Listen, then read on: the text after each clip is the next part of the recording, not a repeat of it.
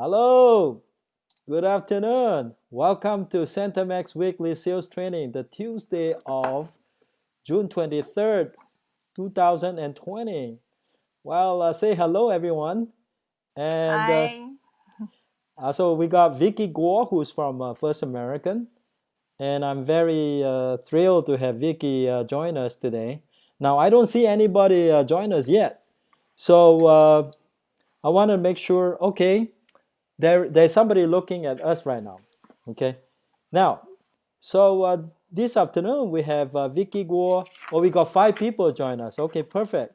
So what I want to do is to start by having Vicky Guo introduce herself to us, and then once we finish with the introduction, we're going to let Vicky Guo uh, tell us about what she's going to say to us today. Now, today's topic is changes and pandemic in the escrow process. No, changes and challenges in the escrow process during the pandemic. So, Vicky Guo, Vicky, why don't you go ahead and introduce yourself? Hello, everyone. I'm Vicky from First American Title Company, and I'm Senior Escrow Officer here, and I have a team of 4. I've been doing this for, I think, a little over 17 years, so pretty seasoned. And I'm here to help. So, Kenny, do you want me to go ahead and start? No, why don't you tell us a little bit about your educational background and where have you worked as an escrow officer? Well, here is I graduated from UC Berkeley. And afterwards, I started off with a mortgage company, processing and managed office. That's when my escrow officer discovered me, my initial escrow officer. So I started off with Fidelity Title and went to Old Republic and ended here at First American Title. I do speak both Cantonese, Mandarin, and as well as English. So in this case, I have a lot of foreign clients I work with as well, and does really help. The language skill does really help. Okay, good, awesome. Well, do you speak Cantonese, by the way? Yes, I do speak Cantonese. Oh, wow, do you speak better Cantonese than Mandarin? I think my Mandarin is slightly better. And also, I do speak Shanghainese too, because my origin is from Shanghai. Oh, okay, yeah, we got a couple of agents from Shanghai, uh, just like yourself. But anyway, Oh, good. yeah, let's go ahead and dive into today's topic. And I'm going to put your slide on the screen. That way, Sure. the audience can see the main points that you're going to be talking today. Okay. Okay. Thank you so much, Kenny. Okay. All right. So let's get things started. The first thing I want to talk about is adapting to COVID-19. So title companies right now are 100% operational. But there is a little difference is a lot of us may be working from home. We're trying to minimize the staffing at the office. Um, so in terms of that, there's a few changes that you may be seeing. Is for one, for earnest money deposit, how that's going to be working out with our client is we are currently suggesting client using wire transfer, and we are arranging pickups around the area, and of course local branch drop off. We always have one person at the office, so for clients that's around the area, they are more than welcome to drop it off at front. And for other clients that may not be locally here at the office, give us a call, let us know. We can check with our other location to see if there's officer over there. Then when we have arranged with the other officer, then you can drop it over there. But we do encourage wire transfer. It may be easier for all parties. And when wire transfer topic comes up, we normally try to let clients know that due to pandemic, there is an increase of wire frauds. So people are out there, they know that you may not be physically be able to go somewhere to do direct wire transfer. So they do look at your accounts. Sometimes the fraudsters look at your accounts on the internet. That's why we suggest client to call us to verify wire instruction. We do have secure email going out to client when we send wire instruction, and we do have a secure portal that client can log in to view information. So in the ways of processing escrow, we have slight change, and then it's been working out so far, and we have good feedbacks. We're trying to still make things easier for our clients, so just do contact your escrow officer for detail. Just And out of curiosity, Vicky, are you guys Mhm. still accepting checks for EMD, or you don't accept that anymore? We do. We accept checks or wire. Checks are That's why checks are handled in the manner that I just mentioned. You can drop off. We can set up courier to get that picked up. So if the client do prefer to use check, we still have ways around it. Our goal is to make things convenient for the client, so we'll work with you to get the funds in. And Okay. there are cases client wants to use FedEx as well, then we can supply a prepaid FedEx label for shipping purposes. And now regarding the PPE, what sort of PPE do you require visitors to wear when they visit your office? Right now, we are not open to the public yet, but we are 100% operational as escrow staffing wise. With the client who visits our office on appointment basis, they will need masks. So just like everywhere around the area, that mask is required for the clients if they do need to come into our office. This is to protect them and protect ourselves too. Okay. And then we do have hand sanitizer available to clients as well. But very soon, maybe we don't know yet when our office is going to be open to the public, but we are constantly getting updates from company as well. Awesome. Okay. All right. So the second topic I wanted to talk about is escrow challenges and delays. There are a few things that we are seeing that may cause delays because the governments are closed. A lot of them are working from home as well. So they have many staffing, and for that being said, when we have to order any government related demands, tax liens, garbage liens, child support, spousal support, it takes a lot longer than you anticipate. So we stress on communication with our realtors. The reason being is the sooner we know about this, the sooner we can get a head start. IRS is currently at 21-day turnaround time, and then calling in is pretty much impossible. Every single phone call will take a good 2-3 hours, sometimes even longer, and we get disconnected very often.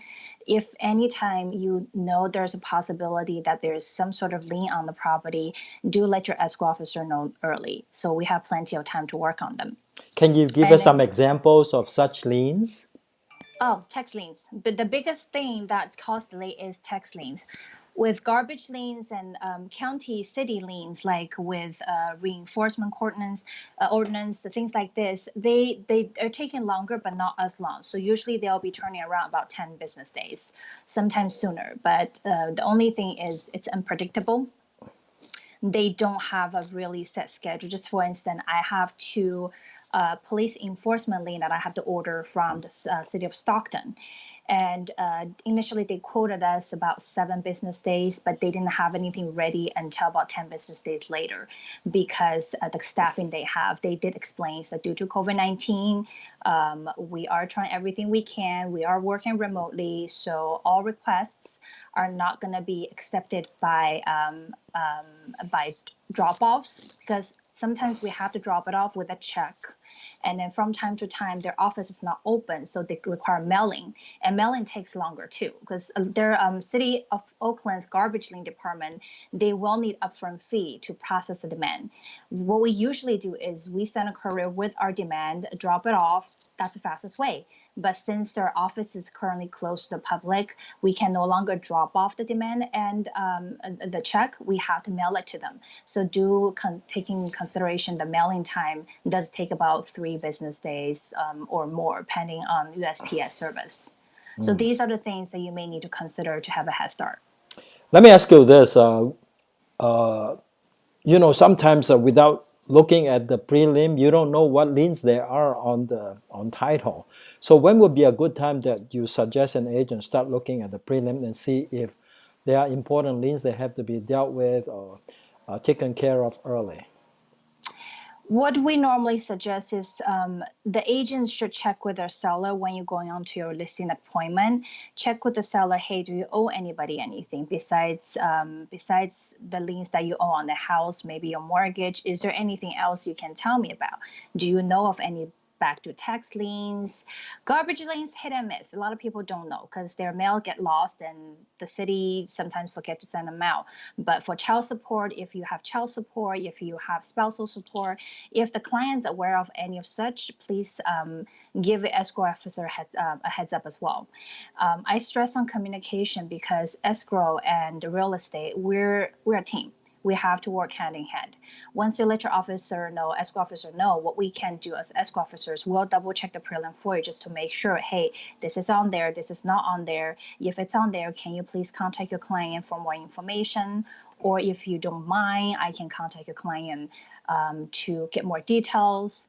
So I would say when you know your property is going on market soon, you should start working on it. Let me ask you, what's a garbage lien?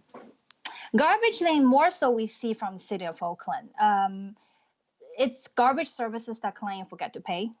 It happens a lot Okay. for some reason in city of Oakland. Other places we hardly see, but city of Oakland does have garbage liens that comes up a lot. Even for our tier 1 clients that pays all their bills, there may be one or two that's hit and miss. Awesome, awesome. Now let's move on to the third topic, signings and recordings. What can you say to us about signings and recordings relating to COVID-19? Signings and recordings, yes, that's a big topic. How do you proceed to closing? Your client needs to sign document.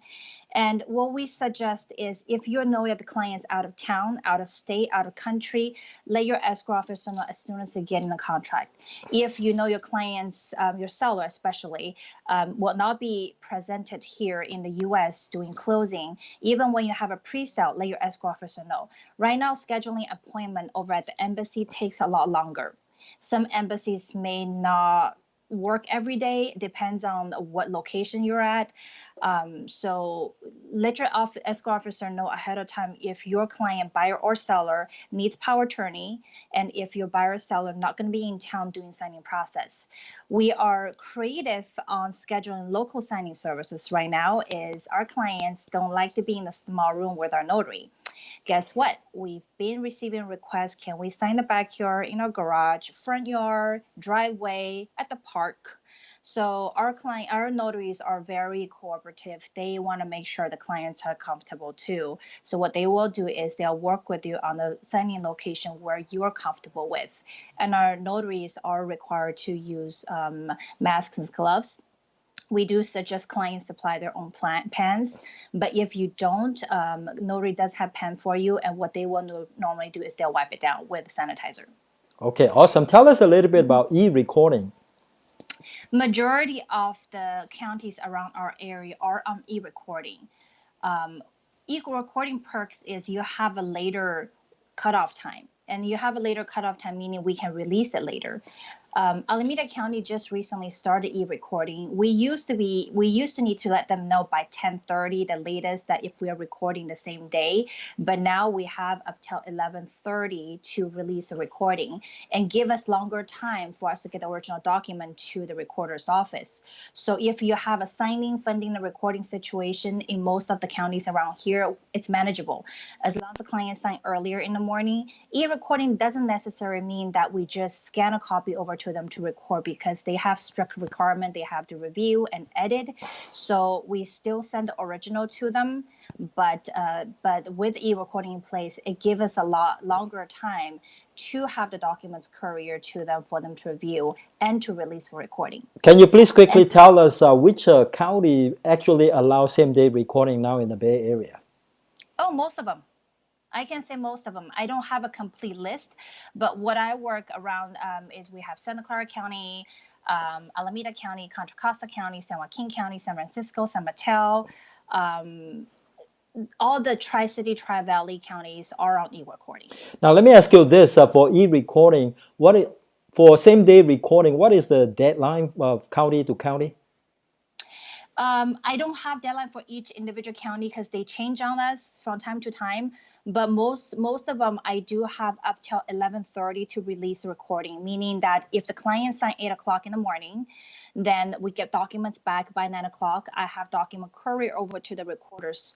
Then every title company, they usually have a recording desk. What they do is they will review the documents sent over to them to check on accuracy. If anything needs to be corrected, if the copy is too light, then they'll need a legible copy. That's why they always will have to get that reviewed and make sure everything's correct, looking correct before they submit it. What they do is then they will scan a copy or send a copy to the county for e-recording, which that will speed up the process. Versus before, these documents are in a bag, which our courier have to take from our recording desk to the county recorder's physical document. That's why prior to the e-recording, it takes much longer. Did the pandemic cause more e-recording to happen? Yes, because you have to keep in mind with the pandemic going on, lender and also with the surge of refinances, lenders are busy too. We're experiencing a lot of times lender don't give us document as soon as we need it. They don't wait till the last minute, but they're just at capacity. So just instant, I have document coming yesterday afternoon.